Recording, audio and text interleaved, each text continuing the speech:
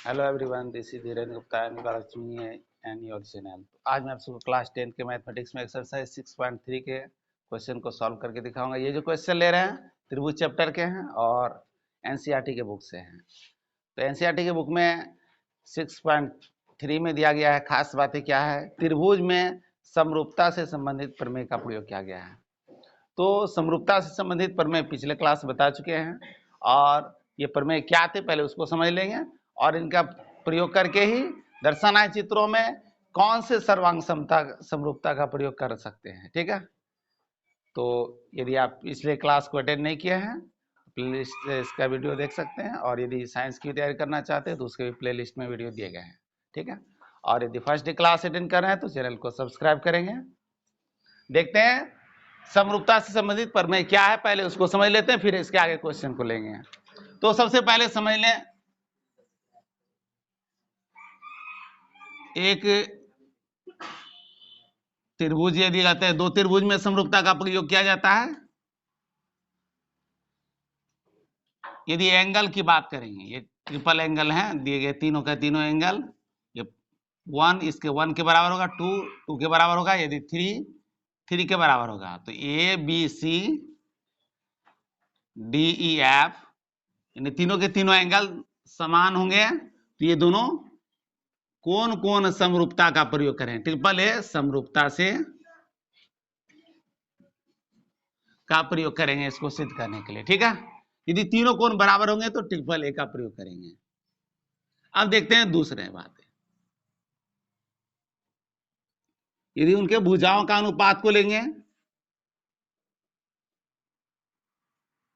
ए B C D E F, यदि इनके भुजाओं का अनुपात है ए बी बाय डी दिया हुआ है और B C by E F दिया हुआ है और A C by D F यदि दिया हुआ है, तो संगत भुजानुपाती के तो संगत कोण बराबर होते हैं और इस आधार पर S S S triple S समरूपता का प्रयोग करेंगे। तो यह है कब कौन से समरूपता का प्रयोग करके सिद्ध करेंगे, इसको दिखाते हैं।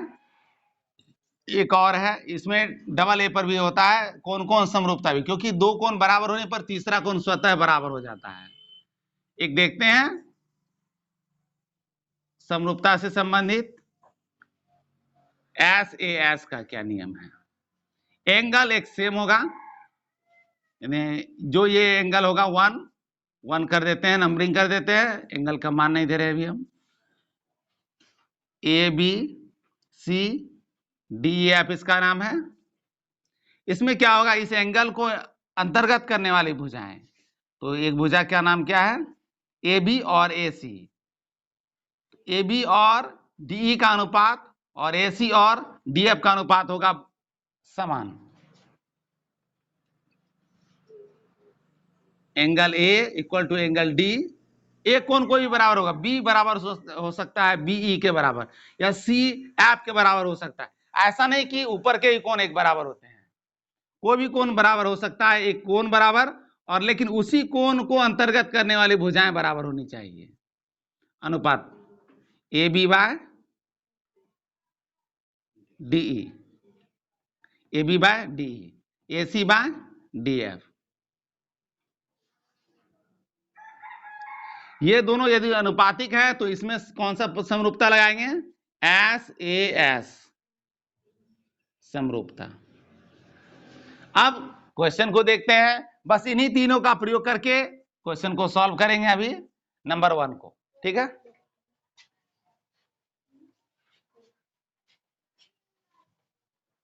तो क्वेश्चन नंबर फर्स्ट में क्या दिया गया है देखते हैं।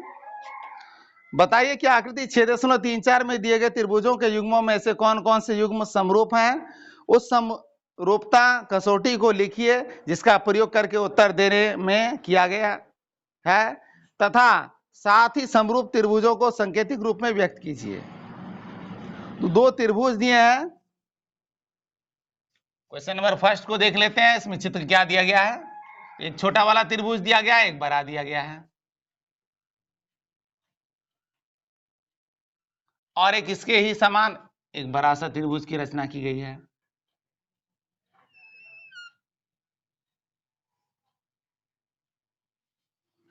अब इसमें एंगल का मान क्या क्या दिया है, 60 है, 80 है और ये 40 है। इधर भी 60 है और ये 80 है और ये 40 है। नाम देख लेते हैं क्या दिया है, ABC नाम इसका रखा गया है और अगले का नाम PQR है। अब देखना क्या है इन दोनों सवाल में, क्या देखते हैं, इसके तीनों कोण, 60 का एक कोण है तो इसका भी P 60 का है, B है 80 का तो ये Q है 80 का है, ये 40 का तो ये 40 का है। तो यहां देखते हैं इनमें से कौन सा रूल्स का प्रयोग करना है। तो एंगल 1 1 2 2 3 3, अर्थात एंगल यदि बराबर हो तो कौन कौन समरूपता पर में लगाएंगे, तो नंबर 1 का ही प्रयोग करेंगे इसमें। तो इसमें क्या दर्शाते हैं, कैसे इसको सिद्ध कर रहे हैं उसको देख लें। तो यहां क्यों लगा, कौन कौन समरूपता, उसको दर्शाने के लिए दिखाएंगे। यहां यानी त्रिभुज ABC, त्रिभुज ABC तथा त्रिभुज PQR में, इन दोनों त्रिभुज में क्या है, कोण A बराबर कोण P बराबर 60 डिग्री है, कोण B बराबर है कोण Q और है ये 80 डिग्री है, कोण C बराबर कोण R है और यह है 40 डिग्री। तो इस तरह से दोनों के संगत कोण प्राय बराबर है। तो इस परिस्थिति में इसलिए ए समरूपता लिख सकते हैं इसमें, या कौन कौन समरूपता लिखना हो तो ये भी लिख सकते हैं, कौन कौन ट्रिपल लिखेंगे, कौन कौन समरूपता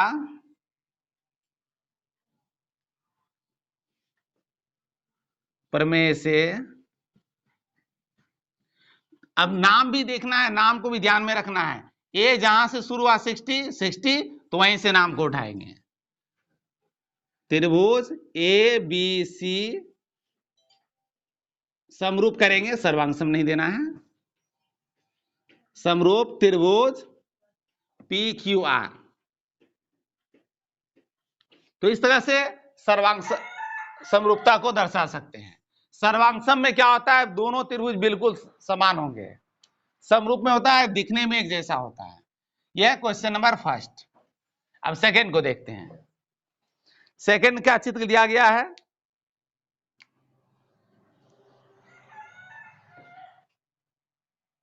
सेकंड के चित्र को लेते हैं यहां।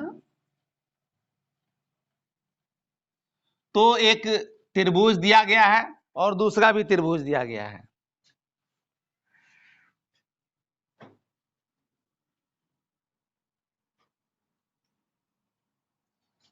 और एक बड़ा सा इधर त्रिभुज बनाया गया है इसके पास में ही।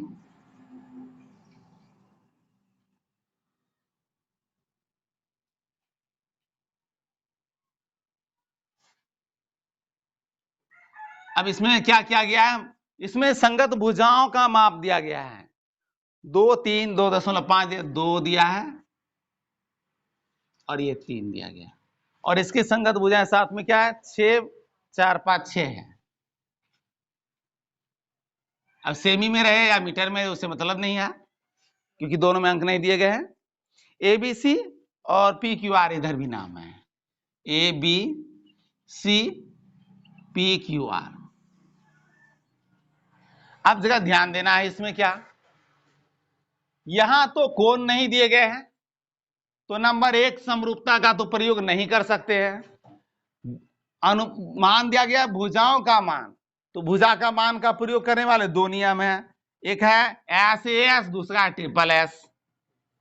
तो क्या इसमें कोई कोण का भी मान दिया है, नहीं दिया हुआ है। कोण जब नहीं दिया हुआ है तो इसे साफ साबित होता है कि भुजा भुजा समरूपता अर्थात साइड साइड साइड समरूपता का प्रयोग करेंगे। तो सिमिलरिटी का प्रयोग करेंगे कौन सा, SSS। तो यहां क्या देखते हैं, त्रिभुज ABC तथा त्रिभुज PQR में, इन दोनों त्रिभुज में क्या देख रहे हैं। अब कौन से भुजा का अनुपात करेंगे, जगह इसको भी ध्यान में रखना है, इक्वल होना चाहिए अनुपात। जैसे ये 2 है तो इसका 2 से 4 में डिवाइड होता है, 2 टाइम में 4 हो गया, 2.5 है अर्थात 2.5, ये है 5, इसका दुगना है ये 3 है, इसका दुगना है 6। ध्यान में ये रखना पड़ेगा कि किस भुजा के संगत किसको लिया गया है। अब यहां देखना ए बी इधर है, यहां क्या लिया गया है क्यू आर, तो यहां पर ऐसे दिखाएंगे A B by Q R. A B by Q R का मान क्या आता है 2/4, कटा लेते हैं कितना आता है 1/2 आ गया। और इसी तरह से करेंगे बीसी बाय करते हैं पी आर, तो इसका मान क्या 2.5/5, तो पॉइंट हटाएंगे तो 10 आ जाता है, और 5 से क्रॉस कर लेते हैं, 5 आ गया, 5 × 5 5 हो गया और 2, ठीक है 1/2 इसका भी आ गया। नेक्स्ट क्या देखते हैं AC बाय कर लेते हैं PQ, तो AC का मान क्या है 3 और PQ क्या है 6, क्रॉस कर लेते हैं, 1 टाइम में हो गया, 2 टाइम में इधर हो गया 1/2। क्या देख रहे हैं तीनों में, तीनों ही नंबर में देखते हैं 1/2 1/2 और 1/2 आ रहा है, तो 1 2 और 3 से क्या पता चलता है A B by Q R equal to B C by P R equal to A C by P Q, A C by P Q. ये तीनों के अनुपात जो है बराबर है, संगत भुजाओं का अनुपात बराबर है। यहां देख लें त्रिभुज का नाम यहाँ पी क्यू आर क्या गया, यहाँ डी एफ पर दर्शाए हैं, बिल्कुल ऐसा ही आ रहा है। कौन सा समरूपता लिखेंगे, इसलिए एस एस एस अर्थात भुजा भुजा भुजा।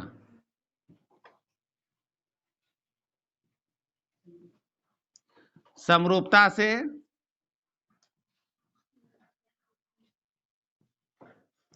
त्रिभुज, अब नाम को ध्यान में रखने के लिए बताए थे कैसे रखना चाहिए, ए बी सी अब किसके समरूप होगा, ए उठा रहे हैं, ठीक है, ए में क्या है 2 है, 2 के बाद क्या है 2.5, तो 2 के संगत में कौन सा आ रहा था क्यू आर, तो यहां क्यू से लेंगे मान क्यू आर पी, क्योंकि बी सी आएगा तो आर पी आता है नाम, तो इसके समरूप में देंगे नाम त्रिभुज का देंगे इस तरह से त्रिभुज क्यू आर पी, ताकि संगत भुजाओं का अनुपात भी समान हो जाए। तो इस तरह से यह भी समरूपता का पता चलता है, ऐसे समरूपता से यह साबित होता है। नेक्स्ट चित्र को देखेंगे नंबर 3 में।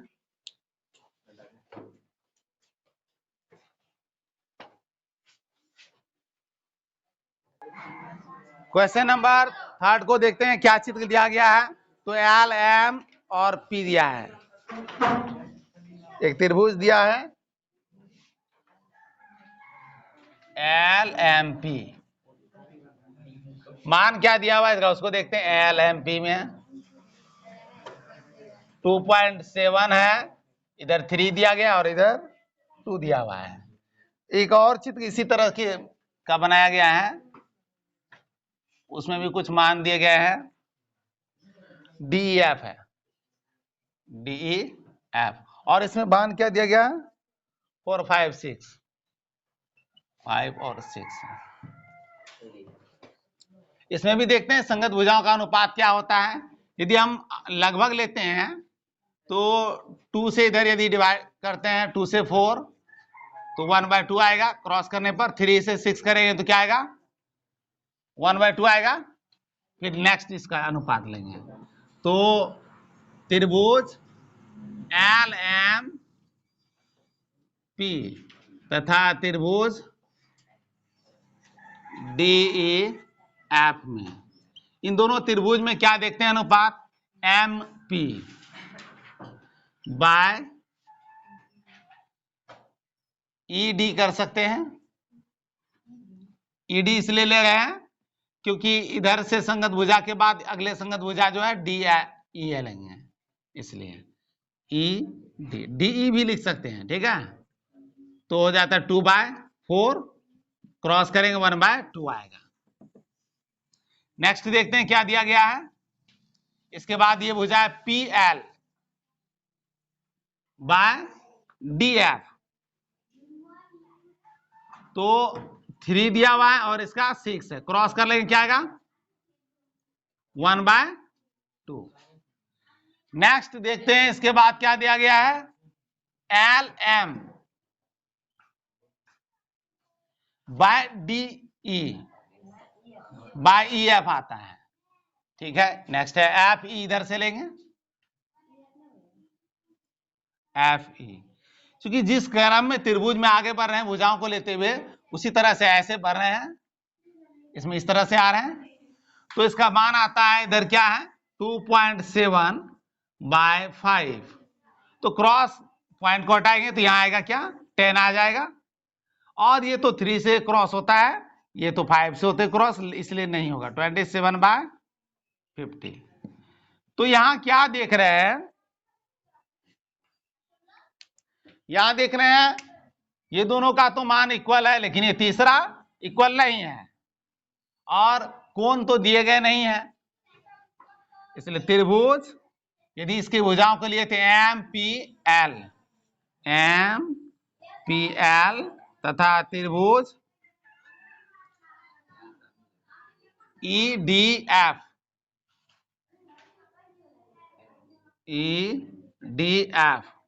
इन दोनों त्रिभुज में क्या देखें कि M P by D equal to P L by D F है, लेकिन नॉट इक्वल टू है L M by F E. तो इससे क्या होता है, जब इक्वल है ही नहीं तो ये तो ऐसे ऐसे समरूपता लगेगा नहीं, इसलिए क्या साबित होता है, इसलिए त्रिभुज दोनों त्रिभुज समरूप नहीं है।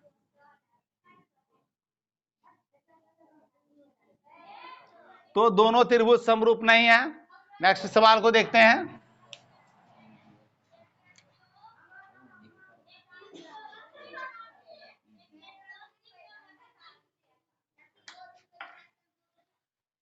तो अब देखते हैं सवाल क्या है। नेक्स्ट नंबर 3 के बाद 4 में दिया गया क्या है, 2 चित्र दिए गए हैं इसमें भी नंबर 4 में। एक तो छोटा सा चित्र बनाया गया है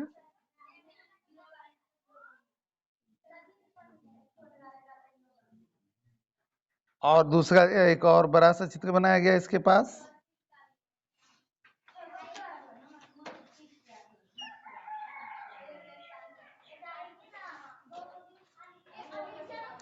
सेवेंटी का एंगल है इधर,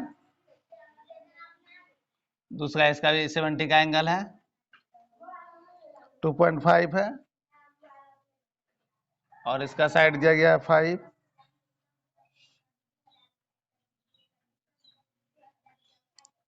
नेक्स्ट भुजा इसका 5 दिया गया है और इसका 10 दिया है, लेकिन यहां कौन 70 यहां नहीं, यहां दिया गया है।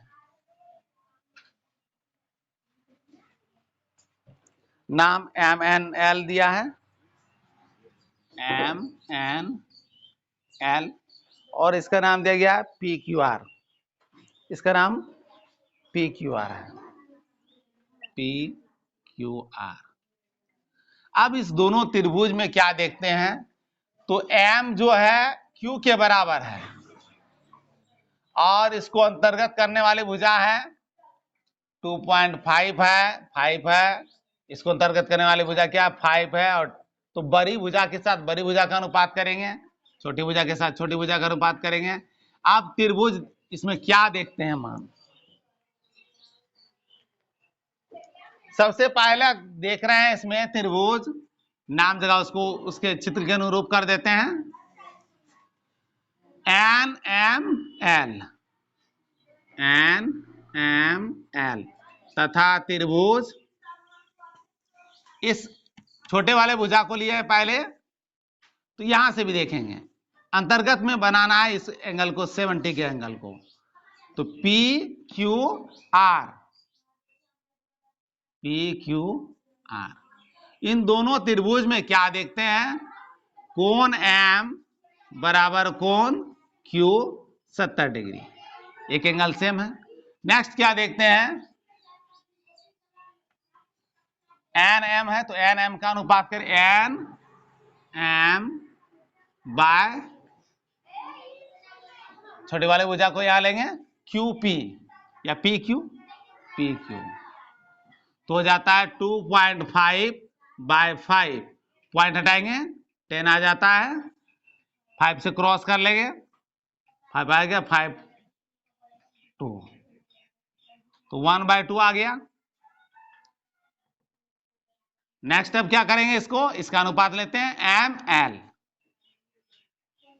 M L by Q R, तो है 5, इधर है 10, 1 टाइम में क्रॉस हुआ, इधर 2, 1/2 आ गया। तो इसको कटा करके इस तरह से लिख लिया, दोनों का ही मान क्या आता है, 1/2 1/2 आ रहा है, समान है। तो यहां क्या पता चलता है, एक तथा दो से क्या पता चल रहा है, N M by P Q equal to M L by Q R, ये इक्वल है। तो इसलिए कौन सा नियम लगाएंगे, अब देखते हैं, दो भुजाओं का अनुपात बराबर है, एक कोण बराबर है, तो एस ए एस अर्थात भुजा कोण भुजा समरूपता से त्रिभुज एन एम एल समरूप त्रिभुज पी क्यू आर।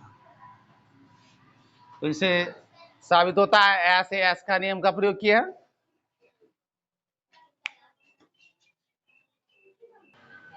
अगले सवाल में नंबर 5 में देखते हैं दोनों चित्र को, और इसमें मान क्या क्या दिया हुआ है। तो मान दिया हुआ है 80 का ये है, और ए और एफ इक्वल है त्रिभुज।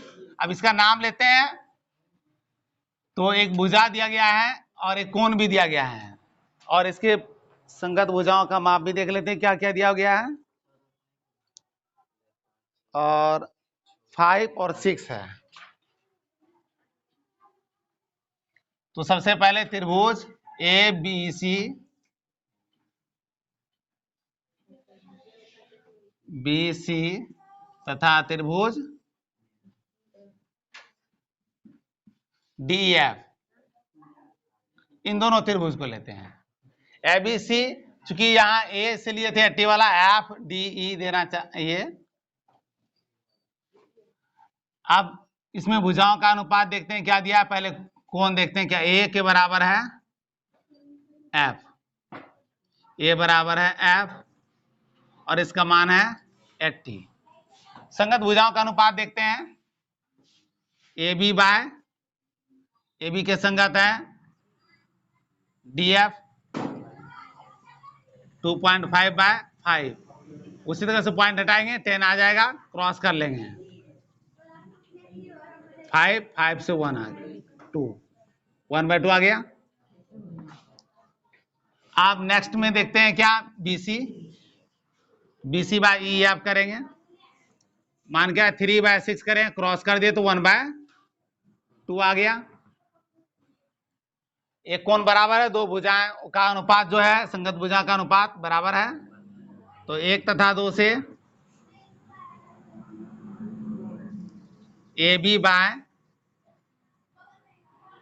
D equal to B C by E F equal है, साथ में एक एंगल इक्वल है, तो इसलिए क्या लगता है, एक कोण बराबर हो और दो भुजाओं का अंतर्गत करने वाले भुजाओं अनुपातिक हो, तो लगता है क्या एस ए एस समरूपता से त्रिभुज। अब देखा, इसका नाम को अच्छी तरह से कर लेना चाहिए। यदि इसके नाम को लेते हैं तो अंतर्गत करने वाले भुजाएं क्या क्या है?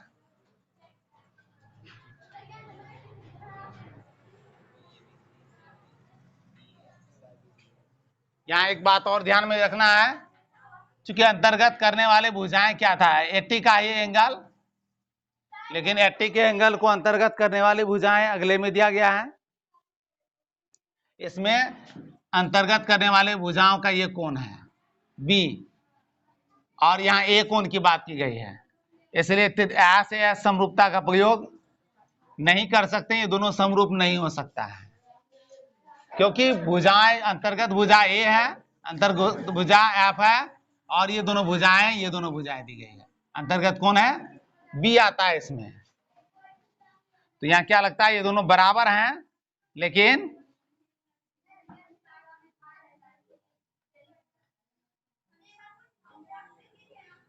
चूंकि संगत कोण बराबर नहीं है, इसलिए समरूप नहीं है। नेक्स्ट में देखते हैं क्या दिया गया है। कोण त्रिभुज पहले देख लेते हैं, डीएफ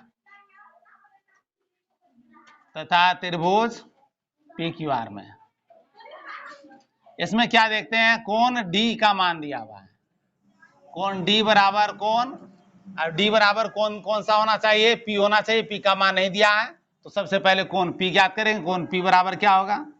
तो 180 डिग्री में से ये दोनों कोण को जोड़ के घटा लेते हैं, 80 और 30 को, तो आता है 70 डिग्री। तो डी बराबर कोण पी आ रहा है बराबर 70 डिग्री आ रहा है। कोण ई बराबर कोण क्यू आ रहा है बराबर 80 डिग्री है। दो कोण भी बराबर रहने पर कोण समरूपता से, क्योंकि दो कोण बराबर होते हैं, तीसरा कोण स्वतः बराबर होता है, इसलिए ए समरूपता से त्रिभुज डीईएफ समरूप त्रिभुज पीक्यूआर। तो कौन कौन समरूपता का प्रयोग किए? क्योंकि डबल कोण, दो कोण बराबर दिए गए थे, ट्रिपल कोण भी निकाल सकते, तीसरा ज्ञात करके माइनस करके। ठीक है, तो नेक्स्ट क्लास में नंबर 2 के क्वेश्चन को देखेंगे।